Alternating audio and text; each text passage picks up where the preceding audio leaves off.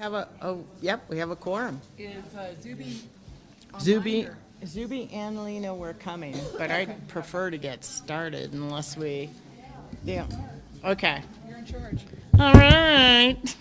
Hello, everyone. Sorry, this microphone really works. Really works. All right, it's 3 o'clock. Welcome to the regular governing board meeting on April 23rd. We have a quorum, so we're going to call the meeting to order. Hello, everyone. Thank you for coming. I just want to let everyone know a closed session is the first part of the meeting and goes for almost an hour. So just know that that's kind of what's going to happen right off the bat. So I have the adoption of the agenda. Do I have a motion to adopt the agenda? So moved. All right, all in favor? Aye. Aye. Okay, we adopt the agenda as is. Thank you. All right, well, like I said, we're moving into closed session. We have on our timeline till 3:45. So we're starting a little early into that, so we might get out. But do I have a motion to go into closed session? So moved. All in favor? Aye. Okay, roll call? Chair Pugh, Yes. Vice Chair Quintana. Yes. Secretary Siegel. Member Gurman. Yes. All right, thank you. We will see everyone around 3:45. Are we going next door? Are we going over there, Audrey? Next door? Okay. Jeez.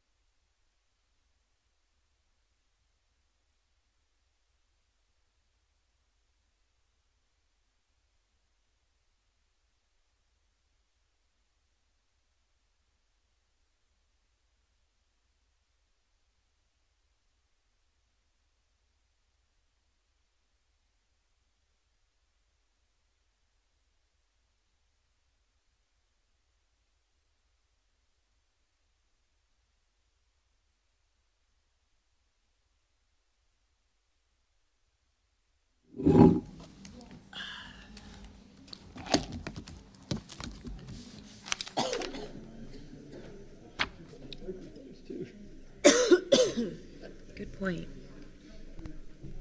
Testing 1, 2. Jody, can I have one of your mints, please? Oh my gosh, yes. Thank And you. I actually have gum. This is perfect.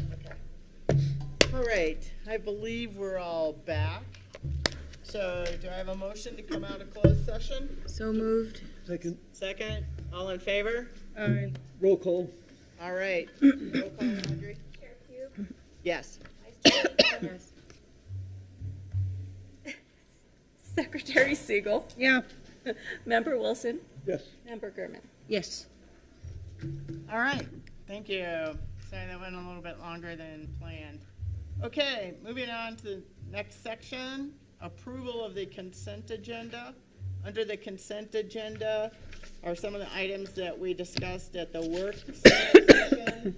That includes regular governing board meeting minutes of March 19th, 2025, approval of financial report for March, approval of the New Mexico audit contract, and policies, policy 3-5, academic program review, policy 4-40, SFCC, special circumstances, employment action.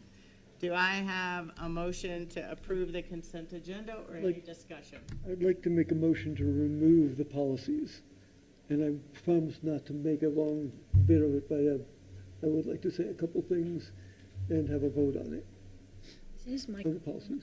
Okay, so you want them moved to action on items removed from yeah. consent agenda? You're so far away from me, I can't hear. Okay, and policy 3-5 and policy. Mine is on. Okay. But I promise not to belabor it. It'll be brief.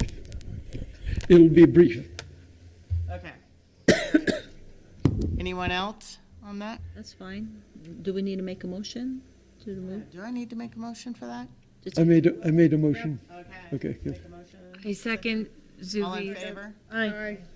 All right, so we agree to move policy 3-5, academic program review, and policy 440, SFCC, special circumstances, employment action, into section 6, action on items removed from consent agenda for discussion. Okay, so then, under the approval for consent agenda, we have the governing board meeting minutes, approval of the financial report for March, and approval of the state of New Mexico audit contract. Do I have a motion to approve the consent agenda? So moved. moved. Second. All right. Second? Or Second. did you second? All right. All in favor? Aye. Aye. Okay, all right. The consent agenda is approved. Moving on to actions on items removed from consent agenda for discussion. Policy 3-5, academic program review. Any discussion on that? Yes, and I'll make it brief, as I said. I'm going to vote against both of these policies because I think they could use more discussion, and that comes from conversations I've had with industry leaders in Santa Fe, and a question that comes up that I guess I'm coming to the belief, and maybe many members of industry believe, that ultimately the elimination of a program as creation of a program should be a board decision. And so at this point, I will plan to vote against those because I think we need to look at this more closely and get more input from our community. But I think that elimination of programs should be a board level decision and not something to be taken lightly, but I think that is something that I'll probably work on for the next 2 years of my term. Okay. And any other discussion on policy 3-5? So Member Wilson, just so I'm clear, right now that authority lies with the administration, correct? The president, yes. And so you're suggesting that the policy, that the board have. Final say, not that we shouldn't very seriously consider the president's opinion, but I think ultimately, there should be other, and there were numerous examples given to me of programs that disappeared that really were harmful to industry and people who were in programs that were helpful to their employer that disappeared without an opportunity for them to complete.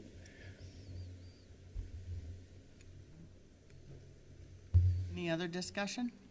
On that point, how many programs have you eliminated, Becky, in your time? I don't remember any. Well, it's not, Well, during when we had the financial emergency during the pandemic, Right. nothing since then. And all of those did include a teach out for anybody who was in the program, so there was nobody who didn't receive the rest of their degree. and this isn't a criticism of you, Dr. Rowley. This is something, No, it's I'm a just broader, longer term thing that, but I started thinking about it, and so I reached out to a number of people, and there were programs years ago that disappeared without a real teach out. There were things that were considered valuable to industry and supported by WIOA that were eliminated. And so I think there are people who feel that there were programs that, and so I'm not saying anything was done wrong. I just think it should be a board level decision.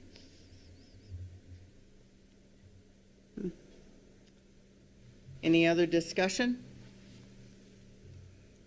All right, do I have a motion on this policy? As far as I know, the policy 3-5 is just the process of reviewing programs. It's the other policy that is 440. more about the power of discontinuing a program. I think Who both has the processes power lead to- to a can lead to a The discontinuation. 440, oh. 440 is about employment, okay. We've reviewed those twice and went over them. Do I have a And motion? I had go that ahead. concern, I had that concern, but we kind of went back to, if we declare an emergency, financial emergency, that's the power we have in terms of reduction in force. The program review is just, it's a process. The policy is just about the process.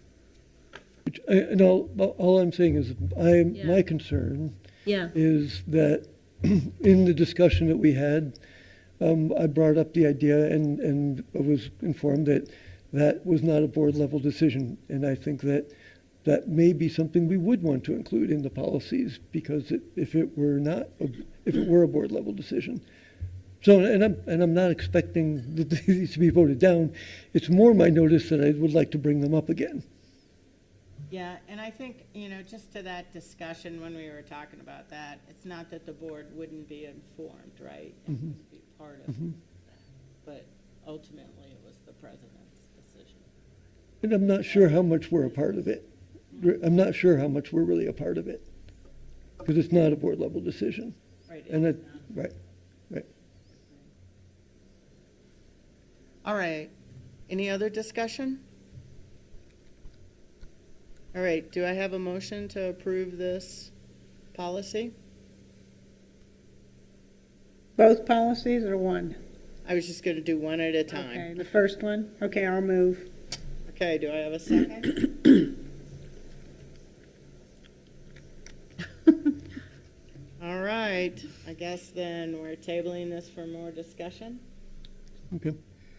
yeah, let's work on it in the work session. There might be just a couple tweaks of words that might, Okay, because I have that concern too, and okay. All right, Yeah, so this one is going back to the next work session. Here's what I would ask you, though, is the people that had comments, if you could actually write those down so we address those comments in the work session, okay? So we don't, I think we're pretty good with the whole policy. And possibly jot down what way makes it work for you, okay? And if, I would be happy to give comments to President Rowley so she can give them to the owner of the policy so that it can be worked on at that level. That would work. Okay, policy 4-40. That one, any comments on 440? Move to pass. Second? Can I ask a clarification question first, please? Sorry. So, Member Wilson, did the same concern exist in 440 for you as in 3-5? They're related. And so it's a broader question you know, and I'm okay with these passing. I'm going to vote against them myself today, but I'm kind of, don't want a month or two from now when I'm discussing this idea to say, no, we just passed that and we can't look at it again for 2 years. So. Just to clarify, you can ask that we bring these back in. Yeah, I know. anytime. I know. I've just heard before. Well, we just did that one though, so I'm just kind That of would be a little frustrating. yeah. So I'd almost rather revisit this now that it's part of our And unless there's conversation, now that you've brought this up, and have you take those comments back to President Rowley so we can go over it one more time. I will commit to that. Okay, is that okay? Yeah, to repeat? I don't, That we have might a be good. motion on the floor. If we don't have a second, that's what we'll do. Okay, no second? Okay. Okay, all right, so 4:40, we will take that back to the work session 2. Member Wilson has agreed to send some comments to President Rowley, and we'll discuss those at the next work session. Okay. All righty. Any other comments before I move on? All right, moving on to section 7, action items on the non-consent agenda. Approval of tuition and fees for fiscal year 26. Mr. Tellis, over to you. Good afternoon, Chair Pugh, board members, and President Rowley. In front of you, you have a very important item that is basically, it has a very large financial impact on the budget that is scheduled on the agenda next. And so what we're asking for you to approve is the tuition rates for the upcoming fiscal year and academic year. And those rates are located on the action item. And, you know, I'll just kind of read through them. For in-state, in-district, we're asking for a $54 per credit hour rate. For in-state but out-of-district, $67. For out-of-state and 6 or fewer credits, $67 a credit hour. Out-of-state, for 7 or more credits, $158 per credit hour, and our senior citizen rate at the statutory amount of $5 per credit hour. For required fees, we are requesting a service fee at $12 per credit hour, a technology fee of $12 per credit hour, and a student government association fee of $1 per credit hour, as well as a student activities fee of 50 cents per credit hour. We are also adding a new fee for a continuing education service fee of $12 per credit hour, beginning in the fall term for 2025.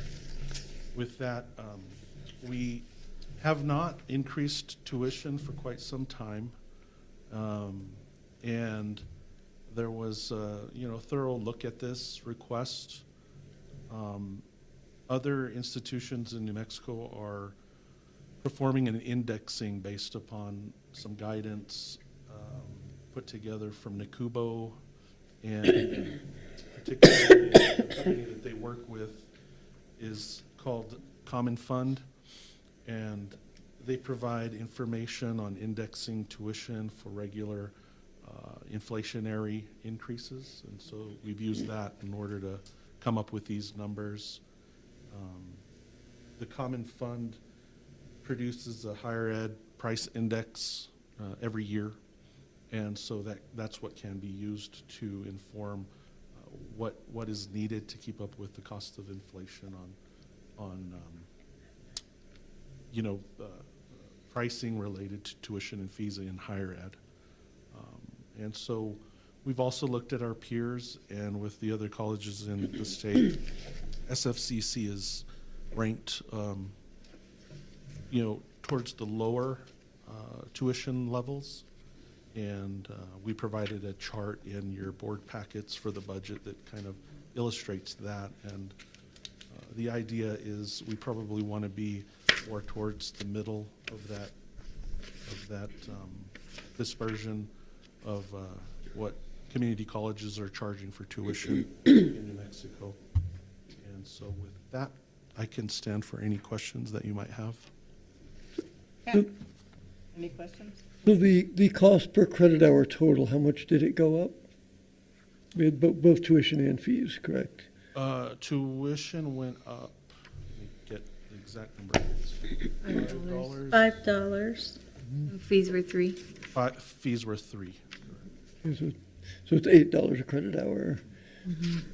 We multiply that by a course, then would be 24 for 24 Per class. per class, more or less. And if you're full-time, so it does add up, I guess.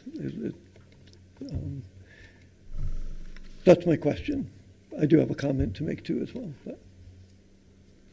Yeah, I think that it's important, and Dr. Rowley helped me out if you have any thoughts here, but I think that since we hadn't done a tuition increase in such a long period of time, that we really need to get on that track to consistently look at keeping up with inflation. Because on the cost side for the institution, we don't have a choice but to keep up with inflation. I mean, all of those inflationary things, utilities and insurances, all of those things continuously go up with a standardized inflationary rate. And so the only real revenue that we have to keep up with that is tuition. And so, you know, we also have we've heard a couple of different views on it at sort of the legislative level. The Legislative Finance Committee is encouraging institutions to keep up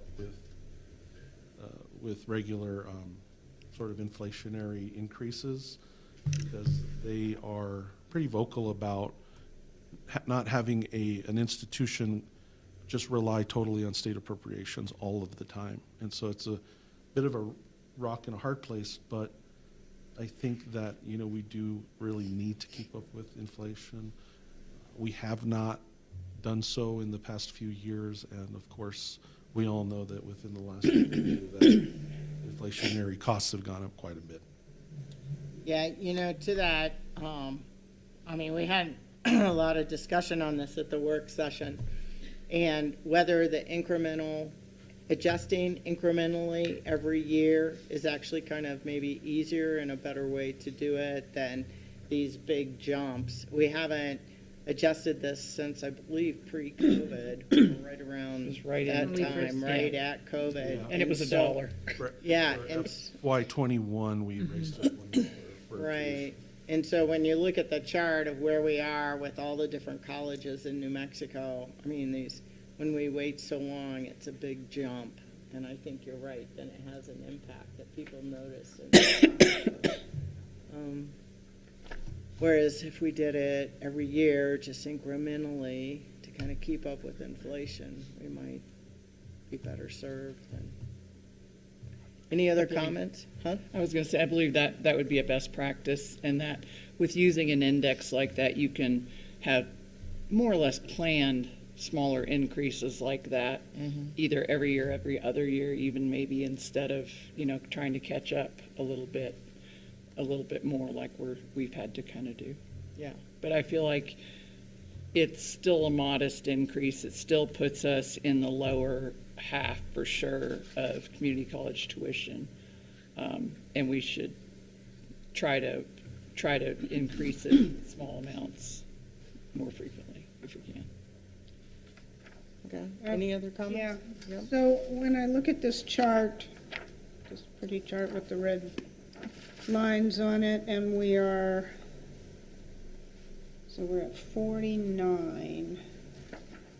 We're about But, okay, but when we add on all the fees, what is the?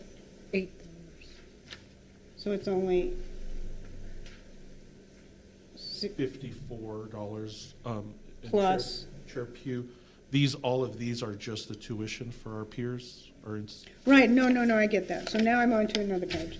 So the $54 we're proposing, what is the rate again when we add all the fees to each one credit? $79.50. How much? $79.50. $99.50? $79 $79. for an in-district.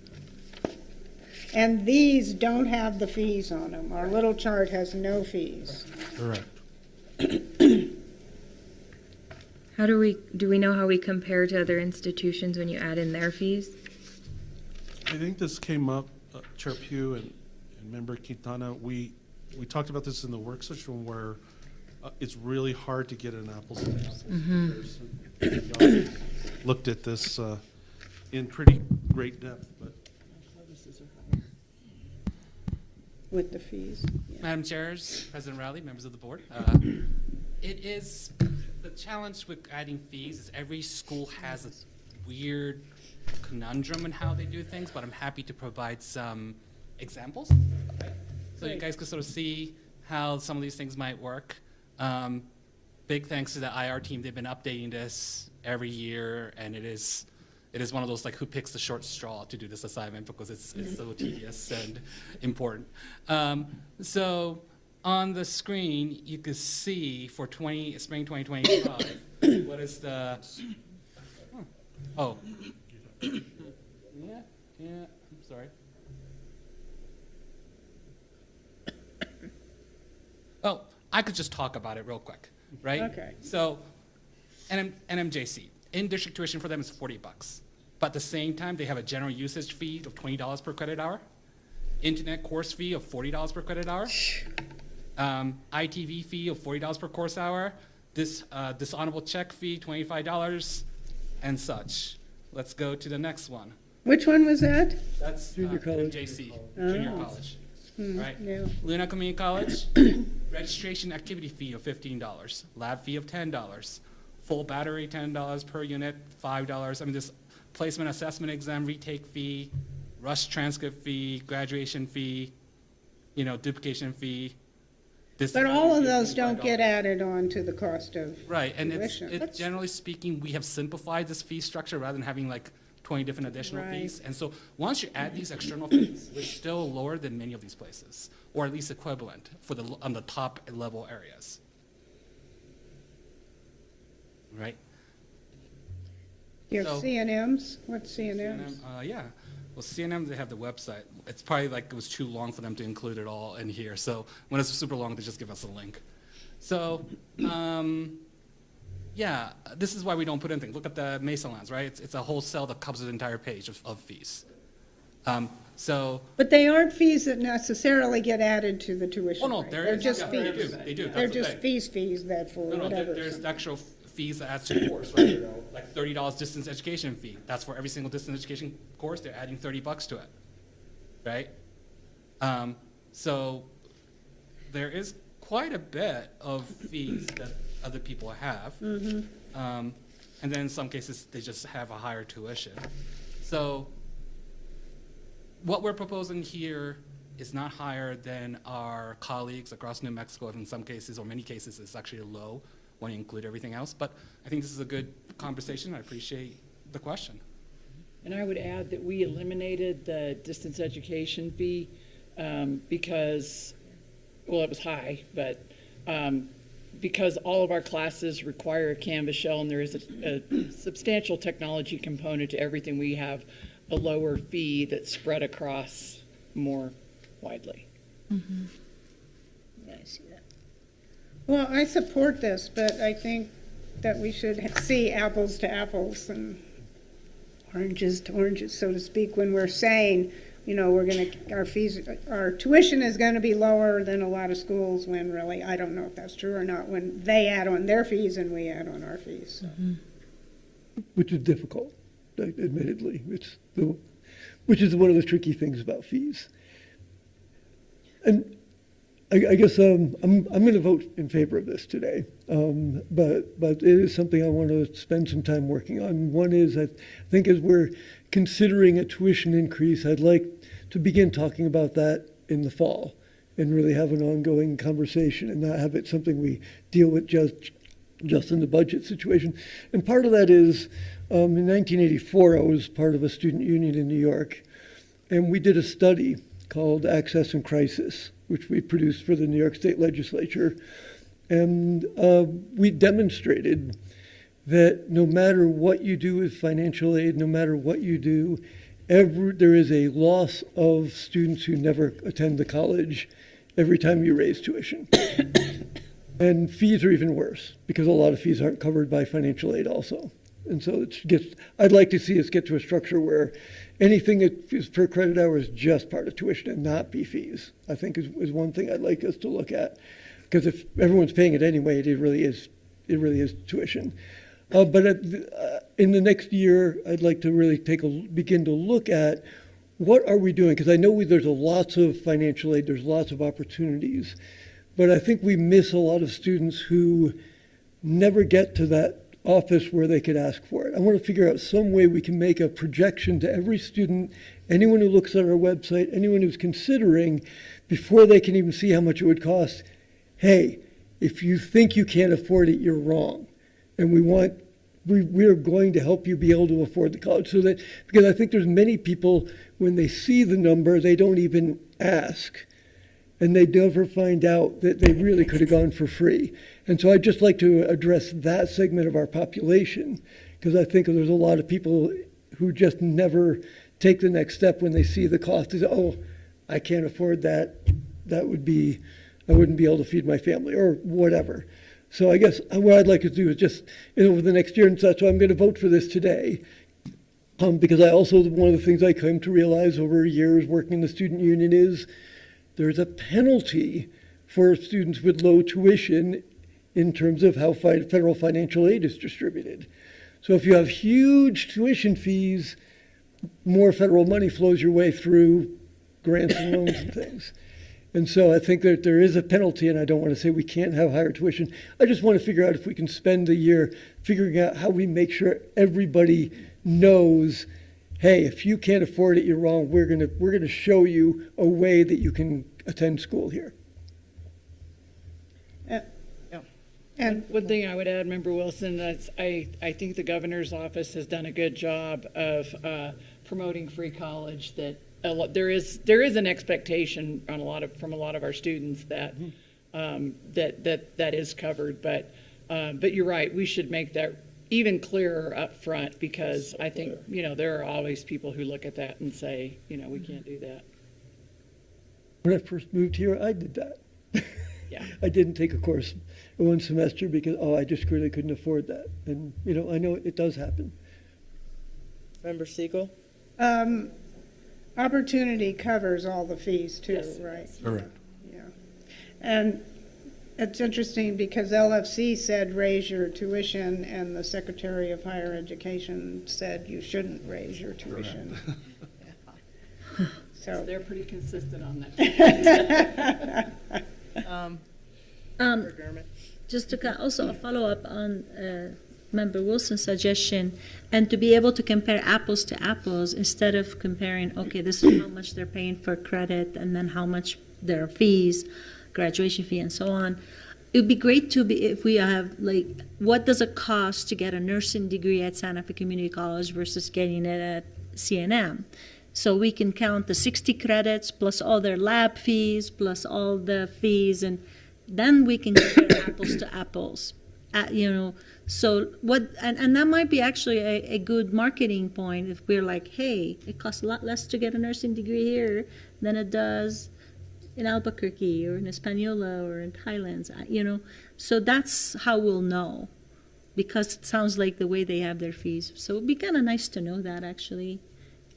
I mean, I know there's opportunity scholarship and there's federal financial aid and stuff, but like, what is the cost if someone has to do it out of pocket? And we'll see. Can we get that info at some point? No rush. And I would add, Member Germont, it totally depends on what you have to take, because we have kind of a long slate of prerequisites for a lot of programs, and depending if you have to start from scratch, that will be a longer, more costly pipeline than it might be if you didn't have to take those prerequisites somewhere else. I understand, but I think we can try to find a beginning point and an ending point in the program here versus in another college, like, within the 100 range courses and so on, without the remedial courses, just to compare apples to Remedial. apples. It's like Or a regular prerequisites prerequisite. on courses that some colleges don't require. And ours do. Yes, and Well, then that will show that we are more expensive if that's the case. Yeah, that's good. You can do that with private colleges, right? And What you're gonna do and- this is a very rough estimate, but for anyone who doesn't have to take any remedial courses, they're looking at a degree that costs about $4,800 total That's it. for 60 credit hours. Yep. To just, right, roughly, that's But no. you're adding those fees, but Yeah, with if you just do like a straight $79.50 for 60 credit hours, it's $4,770. I think, is the 79.50 the new rate or? Yeah, the that would be the new rate That's a new rate. with the tuition and the fee changes. Okay, Correct. 49. All right, any other discussion? All right, do I have a motion to approve? So moved. Second, Second. All in favor? Aye. aye. All right, it's approved. Approval of tuition and fees for fiscal year '26. Thank you, Mr. Tellis and President Rowley. Okay, next item on the agenda, approval of the fiscal year 2025 Bar 1 and the fiscal year 2026 operating budget and salary schedules, which I believe is due in the next week or two. May 1st. May 1st. Got it. Okay. Chair Pugh, you are exactly right. May 1st 8 days. is the deadline to submit this to HED, board's approval.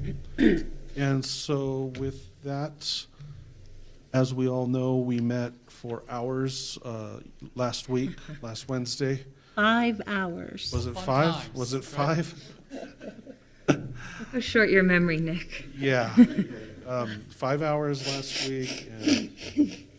And, we started this process really with the college in around November or so of last year. And so we start taking in budget requests and all of that and making projections and all of the things that we need to do to get to this point. I will just kind of mention the high-level points that we are presenting to you today.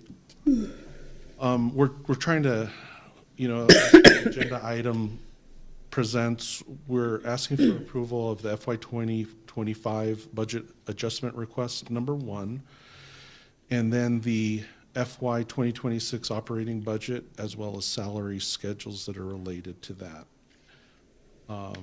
In the FY 2025 bar number 1, the major changes from the original budget that the board approved last year and was submitted to HED at the same time last year. The budget adjustment request is truing up and just revising more accurate information related to the beginning balance, really. So when the board approved the budget last year, we anticipated $1.2 million as the beginning fund balance. After we closed the prior fiscal year, that number actually came out to be a true amount of $2.8 million. So we're revising that in the bar for FY 2025. We're revising revenues just upward slightly by $26,675, pretty small amount. So we're just budgeting a little bit more revenue to get us to the end of this fiscal year in the bar. And what we have as a part of the bar, we have $47.7 million to reflect current activity in terms of what we've received throughout the year and what we plan to receive through June 30th of this year. On the expense side for ING in bar number 1, we're reducing expenditures by $951,286 for a total expense budget of $46.1 million. And that's to just recognize That's to recognize, the more realistic expenses occurring through the remainder of the fiscal year through June 30th. And with those changes, we're going to eliminate the need to transfer funds from the plant fund to ING in the amount of 1.9 million that we had originally planned in the FY 2025 budget that you approved last year. So we will no longer need to make that transfer. And so that's a pretty material changes there. In terms of high level for the FY 2026 operating budget, of course, you approve the tuition and fees that are going to allow us to meet the budgeted amount for our FY 2026 budget. In total, revenues are anticipated to grow by 6% and to increase by $2.7 million from this year to what we anticipate receiving next year in FY 2026. That total amount of revenue is forecasted to be 50.5 million in ING for next year. On the expense side, we are increasing expenses by $4 million for FY 2026 for a total ING expense budget of 50.2 million.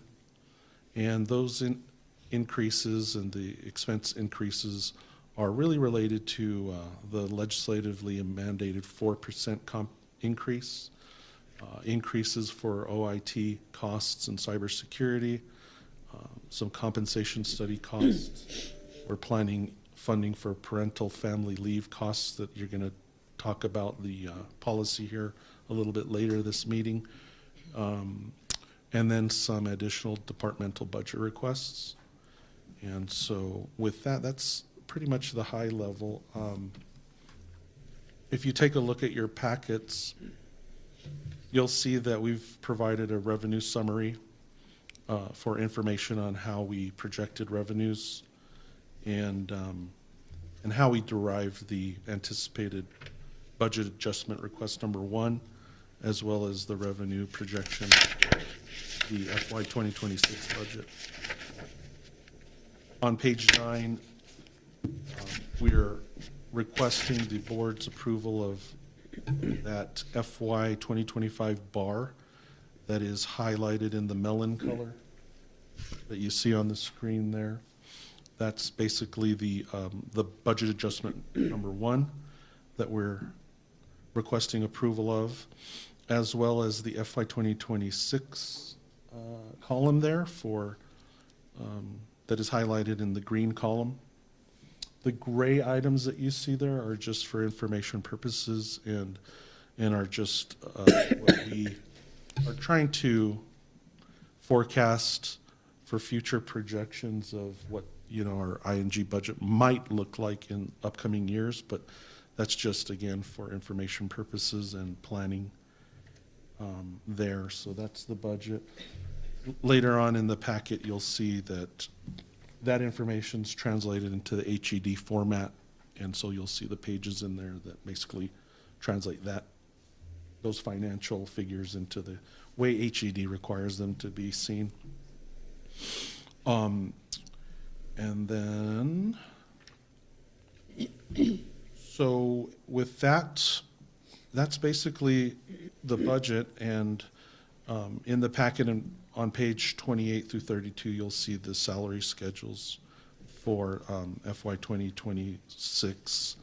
And in the employee categories of non-CBU faculty, that schedule for 9 and 12-month faculty, the SFCC staff salary schedule, a schedule for adjunct faculty, another schedule for adult education instruction, and also the miscellaneous wage and salary schedule. And with that, that is the budget. We have we were able to put a balanced budget together that, is very much sustainable and you know, we've also considered all of the different kind of macroeconomic elements and tried to make things as responsible as possible considering the current climate. With that, Josh, I don't know if you have anything else? No, I'm just here to jointly present the salary schedule, and you did a fantastic job, so I have nothing to add. Okay. So any questions you might have? Any questions? Just a clarification, the bar budget, that's till the end of the fiscal year, right? Those numbers, so you're predicting, this is your best guess, Best guess projections projection. through June 30th of fiscal year 2025, which we're in now. Right. Okay, just want to be sure. Yeah, that'll get us That's through. still going to be tweaked a little bit, or we'll know the actual budget. It's not tweaked, it's, the bar is the projection that we've already approved. Or we have to approve that now? You're approving that now. We're approving that now. Okay, but it still is a projection, because we haven't finished the fiscal year.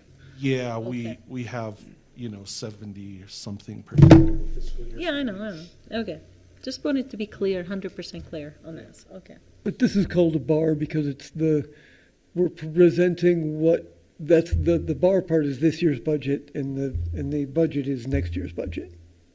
Is that Correct. The FY 2026 budget begins July 1 of 2025 through June 30th, 2026. But I mean, I'm just kind of like, we already approved the budget for fiscal year 2025, and the bar is not that much different, and it actually comes lower than what we have approved. So is this a necessary step?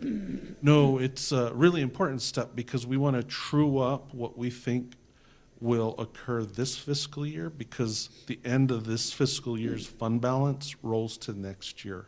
Sure. And it's important to get that number right for next year Okay. so that you know resources that you have on an early projection for resources for the upcoming fiscal year. So the bar is very important to true everything up, get more accurate information and projections based upon more accurate history and experience.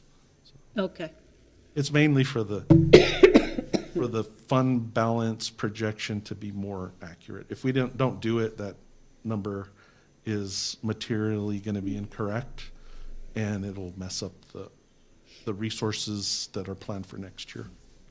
So that we projected that we might be carrying over $602,000, but actually the bar is about 1.6 million that we're carrying over. This is what I'm looking at on page 8. Yeah, let me get there real quick.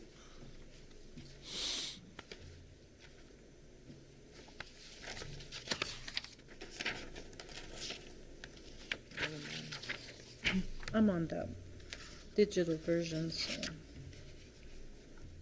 But I'm just Yeah, double so- checking for the So purpose. if you look at the melon-colored Yeah. column there, the original budget is what you mentioned. Member Garman, you approved that last year at this time? Right. Or original? And the budget adjustment is the approval right now that, you know, we're seeing based upon experience that the bar numbers are more accurate. So if we didn't do the bar, we would be thinking that ending fund balance, the ending balance related to the column on the right in Mellon, that the ending balance of $1,412,730 would be the beginning balance for next budget year. But in fact, the real more accurate number is $2,139,094. So we're trying to get that more accurate so that you know what resources you have, plus anticipated revenue, minus expenses, and what that budget looks like in order to balance it all out. Okay. I was gonna say, I mean, you did really well. I mean, we did well. We're below the approved budgets. It's like, well, we don't have to make any adjustments. If you need more money, then you come to us for a vote. But if you don't need more money, why come to us for a vote? That's kind of my point. But I understand now that you want to know what the carryover is for next year. They're all related, and And you know, it's like kind of what we mentioned in the work session where while we're approving one year's budget, we're really looking at 3 at a time because last year's ending balance affects the current year, this current year affects next year. And then the fourth one is the federal Federal one. fiscal year on Yeah. that budget. Okay. And if our numbers weren't coming out very accurate, we might be looking at what were last year's assumptions, presumably, right? So it's good to look at them all, say like, oh, wow, we have way too much leftover money. Let's relook at our assumptions, things like that. Exactly. Yeah. It's very important too. We want to be as accurate as we can because we could way overestimate revenue from a budget standpoint, but when it actually happens, you could run into problems if that doesn't materialize. And if things start looking different during the year, a bar is a budget adjustment. We can do that multiple times in a year if we say, oh, wow, what we thought was going to happen is not really what's happening, and we can make that adjustment up or down. Yeah, and I'm really happy that, I mean, it's great to see that we budgeted that we might have to borrow or take 1.2 million out of reserve, but we actually did not need that. So that's excellent. All right. Any other questions, comments? All right, do I have a motion to approve the fiscal year 2025 bar? So moved. And the operating budget? So moved. So moved. Second? Second? All right, all in favor? I Okay. Great, Thank thank you. That you. 5 hours was worth It was it. worth it, wasn't it? We still had questions. Wait, yeah, it's- it was. From a comment that I made at the work session, I've been looking into it, and it appears as though the way the county is approaching the veterans waivers, that it's going to be revenue neutral. Exactly the details of that will not. But a lot of people claim the veterans benefit, that means other people's property taxes will be going up to compensate. Veterans and families, right? Mm-hmm. Okay. Thank you. Now, how the details of that could be different because they could use growth as part of the way they compensate for it too. But it could be a reassessment, it could be a change in values, it could be a lot of things. I just want to make sure that your approval also included the pay schedule as well. The way you read it, it sounded. So, okay, yeah, sorry, it was approval of the fiscal year 2025 bar 1 and the fiscal year 2026 operating budget and salary schedules. Is that That's your what motion? we approved. Yes. Yes. That's the And motion. second, that's the motion we Just want, approved. thank you. Just checking that was our I was motion. reading it and I knew, right, so Okay. I apologize for not letting her finish. It's okay. All right. Perfect, thank you. All right. Thank you. Thank you, Amy. Thank you, Nick. Thank you. Okay, information items, annual program review, data update. Dr. Morimoto? So we did this at the work session in the beginning of April, but I got a request by popular demand to share this at this board meeting. So as the board has requested us to do, one of the things we are in the process is developing ways to evaluate academic programs on an annual basis. It's basically a high-level data overview and really an opportunity for conversation. And so we have shared this with the deans, associate deans, administrators, and I've actually talked to 6, 7 faculty members officially to go over together to get their initial feedback. This is sort of a conceptual draft. We'll go into greater details, but I want to send big thanks to Lori, the faculty member who's under Lori's school area and trades. You know, they were incredibly helpful in providing their feedback and guidance. We are also using this opportunity to talk to them about the current, it's still under discussion, but we're hoping that the next 5-year strategic plan is really going to focus on economic mobility and social prosperity through education. And so, you know, this was an opportunity for us to look at number of points and say, have a conversation. Is this real? What are we missing? You know, the challenge with this kind of data is that nationally, nobody has a good post-completion data in terms of salaries, like no one. And so you kind of have to do, it's kind of like looking through a Swiss cheese with lots of holes and try to figure out what this is, right? And so we're taking multiple approaches in terms of the post-graduation outcomes. One way we're doing is we're using a software called Lightcast, which looks at the jobs that's tied to the program, but also they have a crawler that looks at the job posting, right, through Indeed and such, to look at the jobs. And then we're also tracking is not the right word, but what the state has generously approved, offered to really to connect our graduation data with the workforce data under the UI wage system, so we could get sort of a dollar figure. And then we're also doing a post-graduation survey and a pre-graduation survey. So we're trying to capture from all kinds of ways. We also know faculty members have a lot of times a better relationship in terms of then me sending out a wide email. So one of the good things that came out of collaborating with faculty members under Laurie's area was really, hey, let's figure out a way where we could really leverage your relationship with your graduates so we could get an accurate information. And so this is not a complete set, but you can sort of see it's very similar to what we use for categories are very similar to what we use in the academic program review process. In some cases, things are aggregated, but we could split that out in future going. But yeah, it's the direction we're going. We're having conversations, and I'm happy to answer any questions.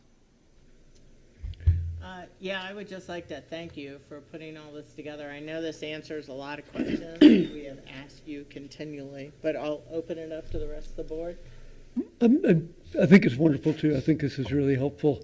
One column I'd like to see added at some point in the future, though, is there's entry-level wages here, but then the wages I know many careers, you come in at a high level and you don't really move that much. But I'm looking especially in trades. If I look at a plumber coming at $38,000 a year, the 3-4 years down after they have a journeyman's licensing, they're going to be making triple that. Yeah. So I think that we need to look at down the road wages, not just the entry level wage. Yeah, that's a great comment. I appreciate it. I think you and I are on the same wavelength. If you could see the first column after the program category, that's the reason we have a median wage. Mm-hmm. Okay. And so that does talk about really middle of the career, right? Median wages, generally speaking, are between 7 and 14 years of experience in the job. And then the green, the second column, third column, I guess, from the left, right? That one's just like the entry level. So we try to accommodate that, but definitely we should look at multi-year. Our first step is really just looking at immediately after graduation because we have most control over that. Mm-hmm. What they do afterwards, that the further away, it's less about what we do. But I think we should look at that because I think it's more of a comprehensive perspective. So thank you. Mm-hmm. Yeah. Any other comments, questions? When you say entry level at 80%, is that 80% of a full-time? 80% of the median. Of the median.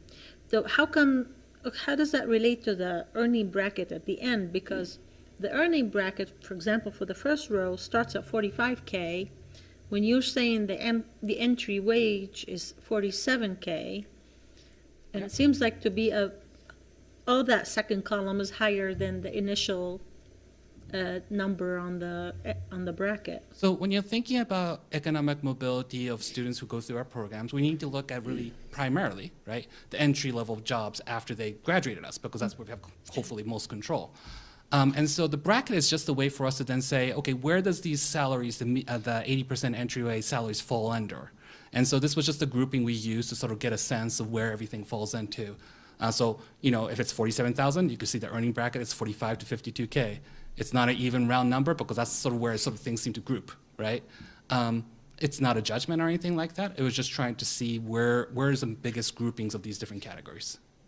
Did you get the earning bracket from a different source then, from the entry-level wages? So the earning... Same source. So thank you for that question. The earning bracket was based on the projected estimated entry wage on the third column from the left. Okay. It was just a grouping mechanism. Because I love data. I love to see rows and rows. And I know, Lena, Board Member Gurman, you love it as well. But I understand there's a wide range of people, and some people just want to know how many people are in a particular bracket. Like, I get that question. So that was a way to just group it to make it easier for people to I see now. understand. I understand now. Yeah. I see, like, you were standardizing the bracket. Yeah. I see, okay. One other question is, what's the difference between the 4-year total awards, 1 and 2 year certificates, and the average annual certificates? So thanks for that question. I'm glad you're asking that because I'm sure everybody else has that same question. So the 4 years, and in the 4 years we're tracking, the last 4 years we're tracking, let's just look at the first row, right? The 159. 4-year total, okay. 4-year total, right? There was 159 associate degrees for business and accounting. If you divide that by 4, roughly it's 40 annually. And so that's where that number is. It's just dividing that number by 4. Some people have said, look, don't give it. Here's the challenge, right? There could be a year where they do really well and another year they don't do well, right? And if this is an annual review process, we need to sort of have a buffer to be fair and say, hey, what's going on, you know? So one year there was like 80 graduates, another year because there was 80 graduates, there's no like 5, 10 graduates. You don't want to be caught doing that year because of that one, you know, you guys that people did a really good push, right? You don't want to penalize them. And so by doing a sort of like an average over the years, it sort of buffers that any extreme number changes between that time period, and we could be more fair in our conversation and say, hey, what can we do to help you? Okay. I think what's very important is it's 4-year total versus 4-year. There's 2 different meanings for this, a different column. I'm just going to point that out for everybody to see, make sure. When we're talking about a 4-year student success rate, we're talking about that An we're average. giving the student 4 years and it's an average. Yeah, no, thank you. So, you know, this is the challenge with Excel spreadsheets. There's a limit to the words we could put in before it becomes like the entire spreadsheet. So I did try to put in, I think, definitions at the end, but I certainly could improve. took 'em out, I yeah. could do better. Oh, on the second one, you're right. I took it out, right? Didn't I? Took 'em out. I'm sorry. Yeah. And the work day one, the work session one, I did put it in. Second one, I took it out. I apologize. I will remember to Might put that be back helpful for. in. Yeah. for- No, I think that's good. So thank you. I appreciate that. Any other comments? All right. One other comment, if I may. I just want to say special thanks to the applicants who met with me doing within Laurie's area. Their dedication to our students and how they were ready and able to try to say, okay, I've been doing all these things, but I'm ready to shift to more towards the economic and social prosperity was amazing. So, you know, everybody from controlled environmental agriculture to teacher education programs, they're really dedicated to our students, and it was a pleasure working with them and talking to them about it. So I'm hoping to continue this conversation with the greater faculty. This was like the round 1. We're trying to get some input, and I'm hoping to do that more. So I just want to say on this right now on behalf, I have this opportunity to just say thank you to the faculty members. Yeah, that's really nice. Yeah. Yeah. I have a question. Sure. So this will be an annual document? Yes. According to the current CBA, we're supposed to provide this to the faculty members each year.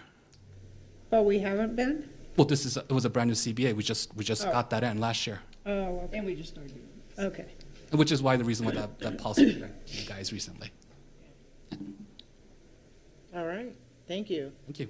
Okay, I think you're up for the next one as well, the parental leave policy discussion. You know, this is where I get to say, Chief Human Resource Officer, who has just done fantastic things for our people, and it's a pleasure to work with her. So the credit goes to her, so I'm going to just give it to Donna. Okay. Thank you. So you've all seen the draft policy. We're proposing to, for 6 weeks of paid parental leave for employees that have worked at the college for 12 months, okay?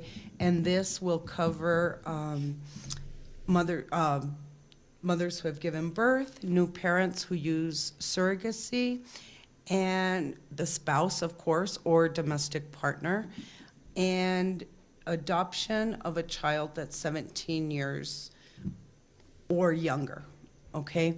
And so, and we did budget for this in case there are times that we do need to backfill the position while that person is out. And we will be taking this to the Faculty Senate this Friday, Staff Senate next Friday, and Governance Council next Friday as well. And Okay, so just so there's no confusion, we're not here asking you for your approval. This is just the general direction we're going. The board members, rightfully so, asked us to provide an update on something very important. So this is just an update, and then we'll be going to the regular chair governance process soon, and then hopefully, assuming everybody are fine with it, or whatever changes we need to make, I will come back to you all for your vote.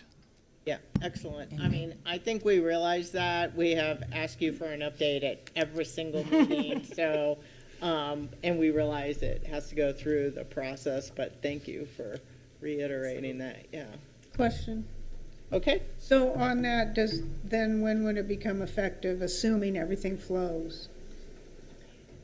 July 1? Immediately The fiscal. after you all vote, Okay. after you all approve the policy. Yeah, I mean, we're doing extra speed more than usual. At least we're asking everybody to help us go as fast as possible. So keep your fingers crossed. If Yeah. everybody is willing to jump in, then we are hoping to come back to you next month and hopefully get it approved then.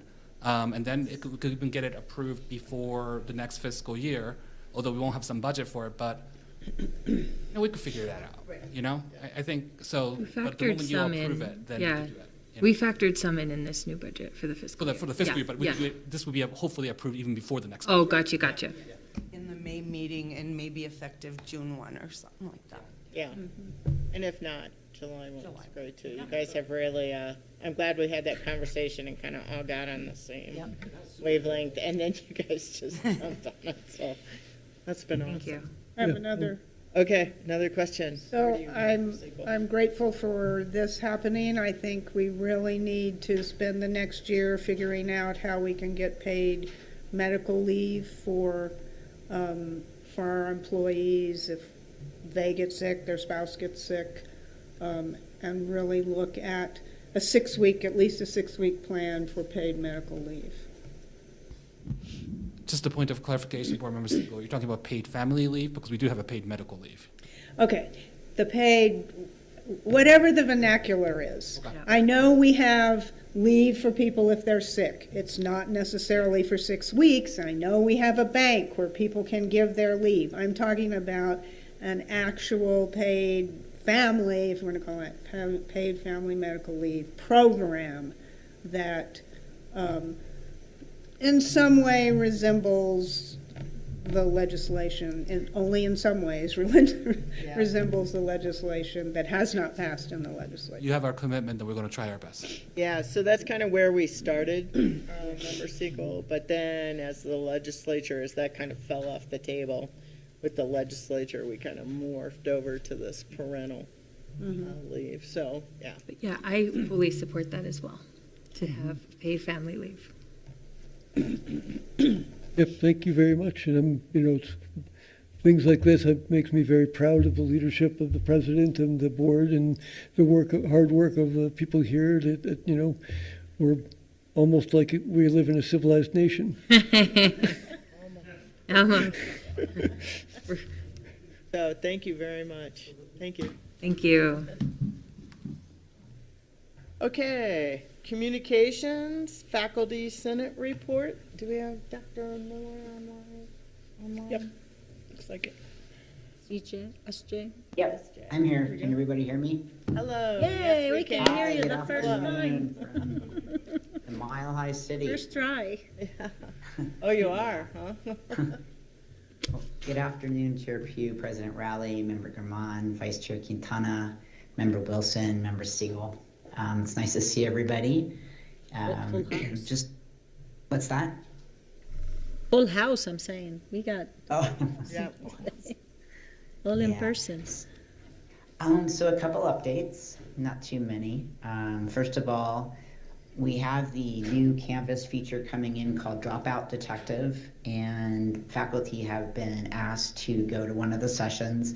I had the privilege of going to the first session, and I just wanted to say that I think it is fantastic. It's a great tool. I know that many of us are already excited about using it. Just in terms of the way it worked, and the presentation was very informative, and I was, incredibly impressed. So I look forward to seeing that come into place. I think it's going to be in the fall. So anyway, Dropout Detective, super cool. We also had a wonderful Culture of Hope Day, and many faculty and staff were able to attend. And I want to encourage everybody, if you have a second, to take a look at the pictures in the Campus Weekly. They're absolutely lovely. And we think there were about over 500 people in attendance. Next up, we had our elections for this incoming fall, and Vice Chair Jerry Friedman will be staying on, and Secretary Clemens will be coming back on. So they have been elected to 2-year terms. Faculty, staff, and Faculty Senate have already set up their meetings for convocation, so we are good to go. In a little while after Staff Senate presents, one of our core members, Trace Rayburn, is going to be speaking about our concerns over the bona fide financial emergency. So you will see a brief presentation from her in a little bit.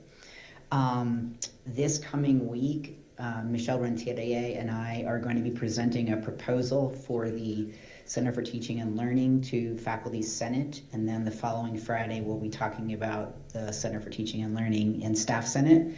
I'm sure most of you are already familiar with what's happening with Achieving the Dream, but we're really excited about having this presentation go out and eventually going to shared governance and going through all the different stages it needs to go to for approval and for budgeting requests. Let's see what else. This Friday is our very last meeting of the semester, and I do plan to attend governing board meetings over the summer. That said, I stand for any questions. Any questions for Dr. Miller? I'm wondering, too, you had a discussion of the Bolton survey. Is that an ongoing conversation? It looked, it ended with an action item to... Well, yeah, so currently that's going through collective bargaining, which is outside of my my pay scale. So that is something that for the union to discuss, and not Faculty Senate at this point. But yeah, we did discuss it. The governance body can have opinions. What's that? The Faculty Senate can have opinions as a governance body. Oh yeah, there were opinions, and people are looking forward to what's going to happen with the negotiations. That's, yeah. I mean, Chair Member Wilson, and nobody is satisfied with their salary. So I can say that very clearly. With the nature of the survey, do you have concerns about the nature of the survey? Or anything about the methodology, or is it? And I don't want to put you on the spot. That could be something, it looks as though you're in the middle of an unfinished conversation in the Senate. No, and I would say that those concerns were presented, the ones that were presented went forward to the union. I think overall people seemed pretty satisfied with the methodology. Again, people weren't happy with necessarily the outcome per se. All right. Any other questions, comments? There's a mention, a concern that the study did not address adjunct salaries, and I will look into that because I don't remember, whether it did or didn't. But we'll look at that. It did not. Okay. All right. Yeah, it did not, yeah. Okay. Okay. Anything else? Well, thank you, Dr. Miller. It's good to see you, and I'm glad you have connectivity. Thank you. All right, thank you. Thank you. All right, Staff Senate report? Okay, let's see. I think my colleague Michelle is online also. Oh, yes, Robin. I saw you earlier online, so I see you're there in person. Okay, awesome. So, Madam Chair, members of the board, President Rowley, good afternoon. Thank you for the opportunity to present on behalf of Staff Senate. I just have some real quick updates here. So the Staff Senate did not have a meeting on April 18th because of the spring holiday. Our next meeting is scheduled for next Friday, which is May the 2nd. Please save the date, as the Office of Human Resources will be hosting the SFCC Employee Service Awards on Tuesday, May the 6th from 11 a.m. to 1 p.m. These service awards recognize our dedicated faculty and staff, and we thank Donna and her staff for putting this on again this year. Thank you, Donna. What time? From 11 a.m. to 1 p.m. That is correct, right, Donna? Okay. And as you know, April is National Community College Month, and there have been some amazing events happening at SFCC. As President Rowley has stated, this gives the college an opportunity to showcase everything that we offer through a variety of open houses and events that highlight our mission statement, which of course is our empower students and strengthen community. Staff Senate would also like to thank everyone who contributed to the success of these events over this month. So appreciate those. And I just like to, let's see, my colleague Michelle, would you like to add anything? No, I think you summed it up well. Thank you. We stand for any questions. All right. Any questions for Staff Senate? Chair Pugh, I have something. So as Ms. Castro mentioned earlier, you all are going to be getting a copy of this paid family leave policy at your next meeting. If you can please encourage your members to look at it ahead of time so they can prepare their feedback. And in particular, those who have had to use leave in the past as part of FMLA for this, just to make sure, put their eyes on it and make sure that the time proposed is sufficient, and that it's something that they can weigh in on, having used it in the past in a different way. Vice Chair Gaetano, I will pass that on to them. Thank you. Thank you. All right. Thank you very much, Mr. Gutierrez and Ms. Renteria. All righty. President's report and presentation. Over to you, President Rowley. Thank you, Chair Pugh. I have a few things to bring to your attention. I'd like to start, though, with the Employee of the Month Award. And this goes to Nayuki Nagashima in Human Resources, who is nominated by Katie Prieve from Financial Aid Student Employment. And we all know now he works with a lot of us close to every day in HR, and so I want to thank him for his contribution, especially a lot of his hard work during the Workday implementation, which was significant. And so congratulations on receiving that recognition now. A little bit, just to kind of wrap up some of the legislative session in terms of what the governor finally signed off on, pocket vetoed, that I think has a lot to do with us and will have impacts on us. First of all, in HB2, the general budget bill, as everyone has noted, there is a 4%. Let me look at the. Mute. Sorry. Okay. A 4% increase across the board. One other thing to mention on this, and the governor did leave this in, this has all been there, and I think I've talked about this before, but some of these things have been in before, and then the governor can line item, take specific things out of there. So she left in the outcomes language that was very important to LFC. We had an NMICC board meeting yesterday. LFC was at our board meeting. They made it pretty clear that they consider the outcomes language that they put in the budget bill, which basically says that if we drop below certain percentages for student completion measures, that it can limit our funding. So, of course, that makes everybody sit up and, kind of freak out, really. But they said that on this initial go-around, they've run the numbers. They don't think anybody is going to lose any money. If it is, it's going to be very insignificant. But that they're using this language to kind of introduce us to the idea, the concept that they are really moving closer to true performance funding, and that they're going to attach it to the budget specifically. So this stayed in the budget, and I want to make sure that everybody is clear on that. A couple of other things that are of note: the amount for chess that we had requested was $10 million. After quite a bit of I would say, lobbying, hassling other people, trying to get assistance from all of our friends.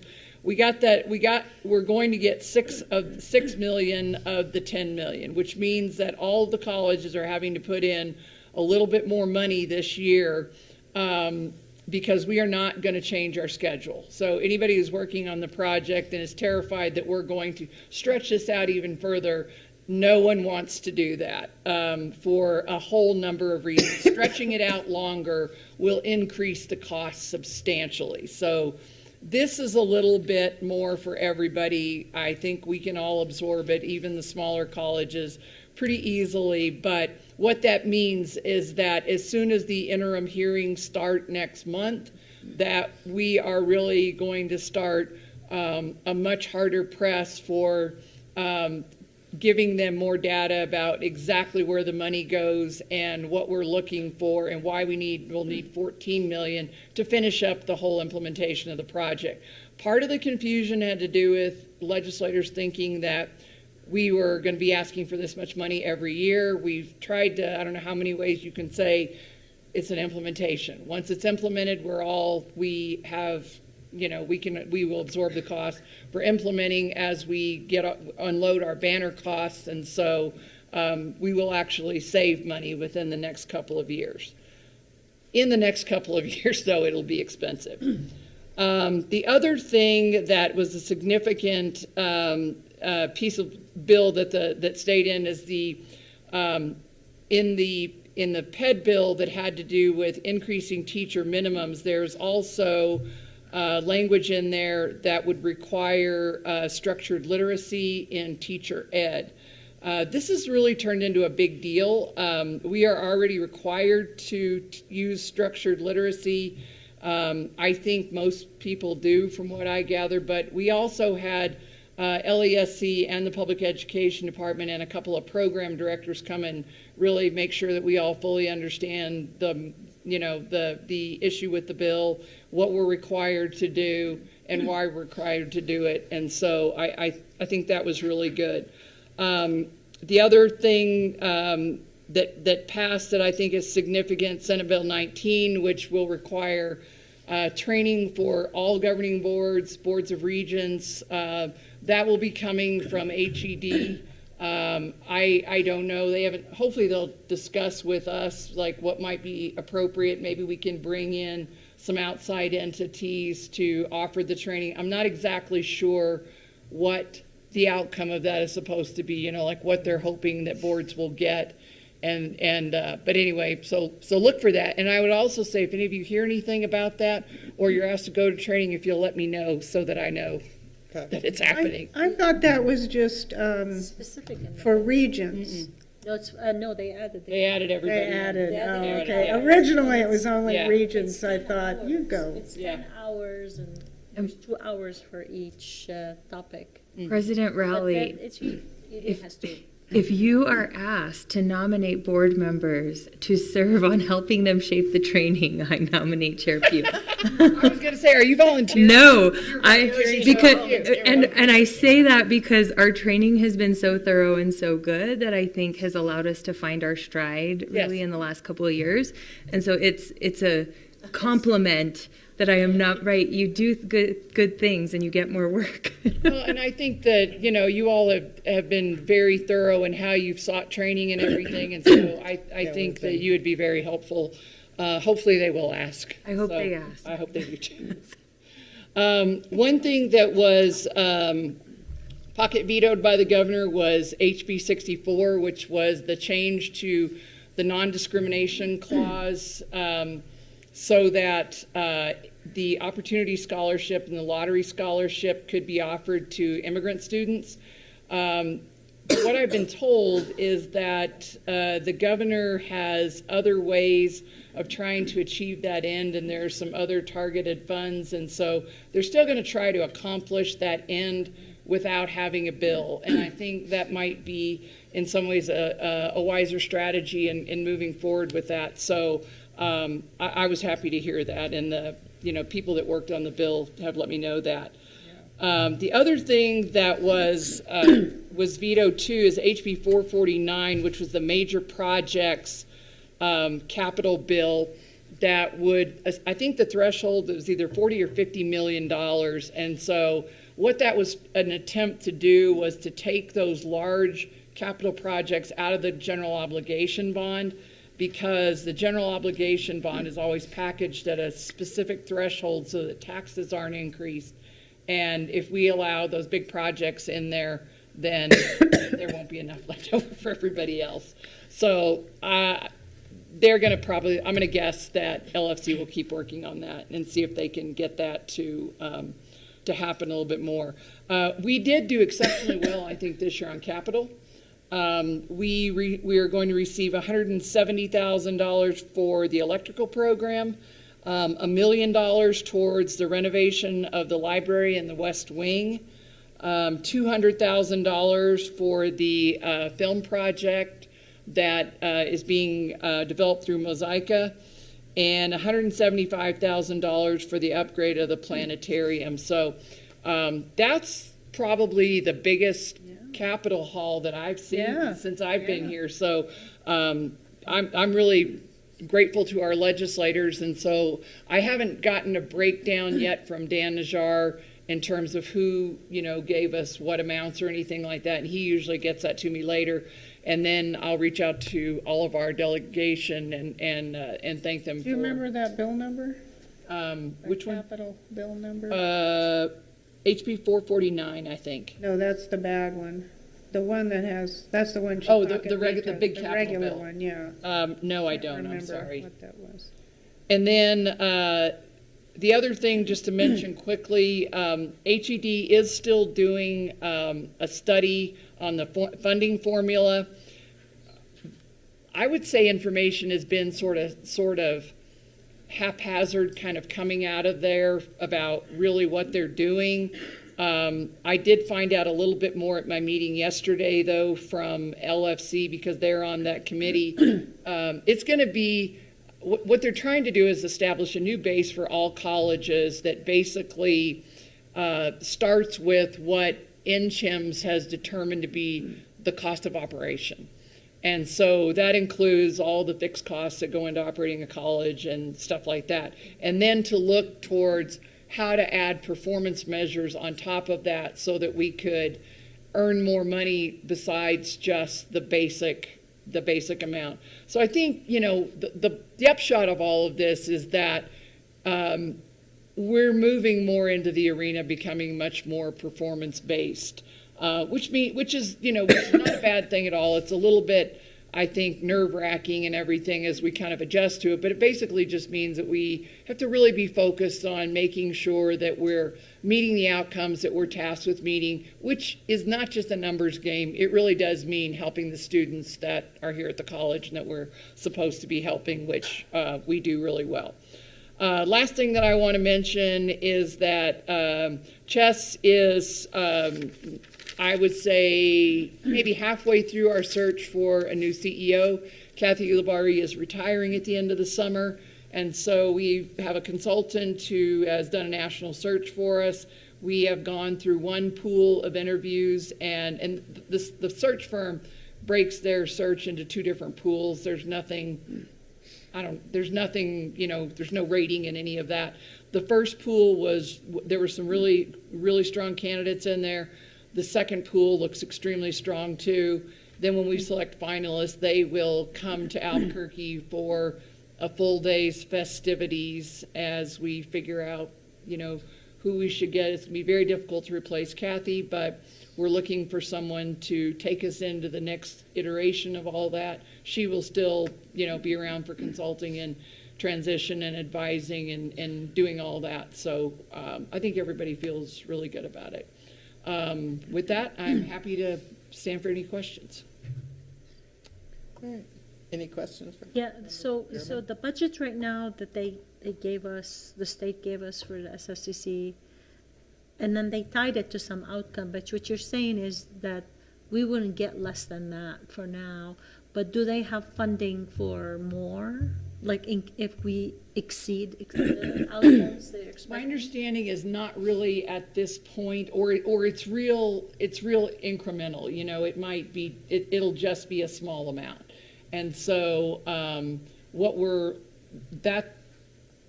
that will come in the next budget. That they're really ramping up to start, and there'll be a new governor in a couple of years, and so all of that will have to be factored in. And I think that's being taken into consideration before anybody goes too crazy with the formula. Any other questions for President Rowley? All right. Thank you, President Rowley. That was very comprehensive. Board reports, discussions, and other business. I would just mention that the board is talking to ACCT about the policies, and at our board retreat, which we're trying to schedule now in June, we will have an ACCT person here to talk to us about redoing our policies and policy structure and giving us some information on that. And then any other comments from any other board members under board business or discussion? I'll just say something came up at the presentation by Senator Lujan last night. A comment was made to me, and I just want to throw it out there, that we're not in the community enough. And I know we're at the schools, we're doing a lot of recruiting. Specifically, they were talking about places like the jail, at the LifeLink, some of the places that are some of our more challenged community members. And I'm not. I said, well, we'll look into that. I think that's something worth looking into, but I just thought I would share that. Yeah, thank you. Thank you. All right, any other comments? Okay, public comments. So do we have anyone signed up for public comments? Yes, Tracy? Yes, go ahead and sit down. And then before you start, I just would like to say that this is an open forum for those persons who wish to offer brief comments to the board and who have signed up to do so on the night of the meeting we're having. Presentations are limited to 3 minutes. Groups of persons who wish to address the board on the same topic should delegate a single spokesperson to make their presentation.